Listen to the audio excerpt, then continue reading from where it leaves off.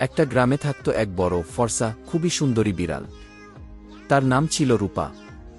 সোনালি রঙের লোম, নীল চোখ আর চকচকে লেজ নিয়ে সে হাঁটত যেন রাজকন্যা। সবাই তাকে দেখে বলত, ওমা, বিড়াল না যেন রূপকথার রানী। কিন্তু রূপার মনে ছিল এক গোপন ইচ্ছা।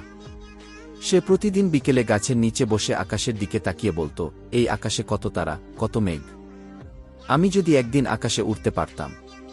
একদিন হঠাৎ করে আকাশ থেকে নেমে এলো এক ছোট্ট রঙিন বেলুন। তাতে টাঙানো ছিল একটা নোট।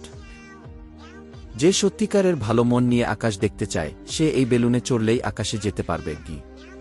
রূপা ধীরে ধীরে বেলুনের ঝুলিতে চড়ে বসল। হালকা বাতাস বইল, আর হঠাৎ করেই বেলুনটা উপরে উঠতে লাগল। উঠতেই লাগল। নিচে গ্রামের মানুষ হাত নাড়ছে, পাখিরা আশেপাশে উড়ছে। রূপার মুখে এক মিষ্টি হাসি, চোখে আনন্দের জল। সে মেঘ ছুঁয়ে দিল।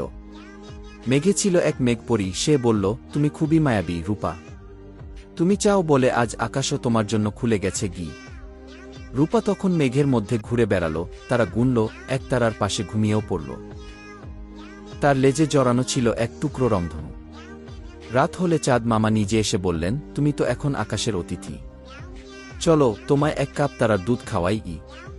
রূপা হেসে বলল, আমি তো শুধু আকাশ দেখতে চেয়েছিলাম, এমন স্বপ্নের মতো জগৎ পেয়ে গেলাম। সকালে বেলুনটা আবার রূপাকে নামিয়ে আনল গ্রামে। সবাই তাকে ঘিরে ধরল, তুই সত্যি আকাশে গিয়েছিলি? রূপা হেসে বলল, হ্যাঁ, আর আকাশটা ঠিক আমার মতোই সুন্দর।